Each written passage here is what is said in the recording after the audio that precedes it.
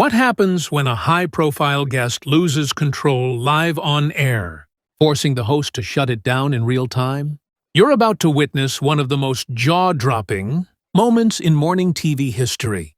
Michael Strahan had seen it all during his years on Good Morning America, awkward guests, technical glitches, even tense interviews, but nothing prepared him for what was about to unfold.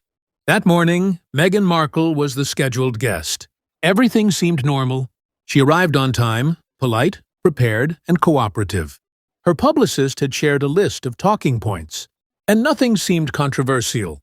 The segment was intended to be light, promotional, informative, easy. As cameras rolled, Michael kicked things off smoothly. Meghan responded with grace and eloquence, touching on her charity work and upcoming projects. The studio was calm. Producers behind the cameras nodded.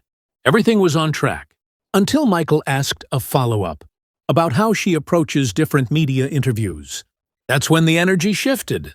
"Well, Michael," Meghan began, her tone sharper than before, "not all interviewers are capable of handling serious conversations with the nuance they require."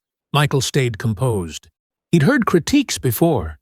Hoping to dig deeper, he asked what made for a more effective interview dynamic. But instead of elaborating constructively, Meghan doubled down. There are interviewers who get it, and those better, suited for light entertainment. Sports commentary, for example, doesn't exactly prepare someone to dive into serious issues. That jab wasn't subtle. Michael raised an eyebrow, still calm. "I've been respectful to you since you walked in. This platform is for real conversations, but also mutual respect." Meghan, however, didn't back down. "Respect is earned through substance, not surface-level questions. You're simply not equipped for serious discussions. It's not about the topic. It's about intellectual capacity." The room went cold. Michael sat still for a beat, then spoke with quiet authority.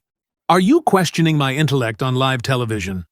You're sitting on my show, calling me inferior?"